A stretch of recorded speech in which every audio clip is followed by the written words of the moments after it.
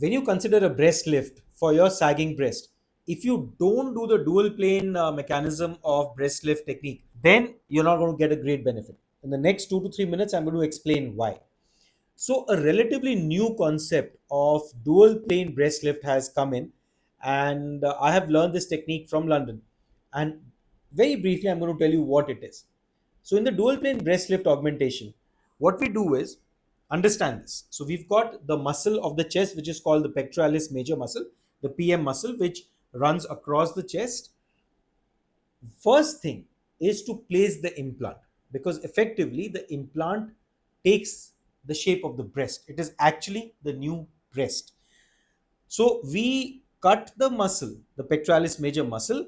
The lower two or three bands of the muscle are cut in a way that the muscle just slides up. It moves up like a spring and moves right till the top of the chest. Now understand the advantages. It comes on top of the chest like an umbrella. Then we fit in an implant under the muscle, and the muscle then grips the implant. By gripping the implant can no longer slip away. And if the implant is not a very large or a huge implant, it actually stays under the grip of that muscle. Second advantage, because we've cut the muscle in the lower part, the two or three slips of the muscle are being cut, the implant is actually able to shift the breast inwards. And by shifting the breast inwards, you actually get a nice cleavage. Third advantage, because the muscle has now shifted up, forming a like an umbrella, the breast actually moves up and you have a very good upper pole fullness. Now, the implant that we put in breast lift augmentations is not a large implant. Usually, anything between 250 to 350 cc, depending on the height and the size of the patient. The implant moves up, gives a nice top full appearance, moves inwards, is gripped by the muscle.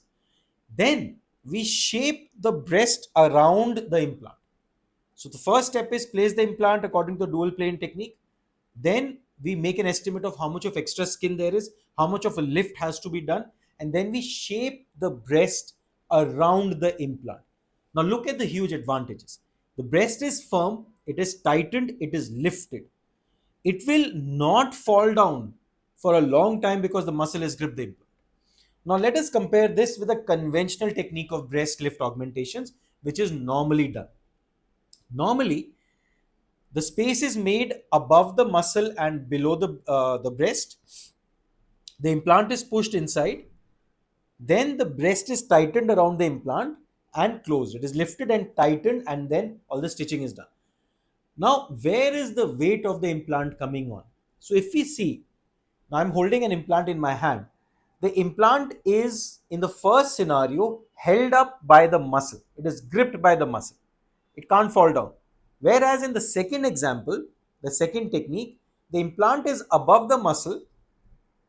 It is only held by the skin. Now, the skin itself was saggy to begin with. Of course, the skin was not strong, otherwise, sagginess would not have happened. Because of that, the implant is now going to push the skin of the breast and the breast tissue and actually cause a fall slowly, slowly, slowly. So, if you compare the two techniques, in the first one, the longevity of the lift is going to be more, the upper pole fullness is going to be more, the cleavage is going to be more. In the second example, there is going to be no cleavage. The implant is actually going to take the breast down over time because everything is now dependent on the breast which is holding up the implant. So, therefore, I think if you look at it in a logical way, the dual plane breast lift augmentation technique is the only technique that you should be considering for your breast sagging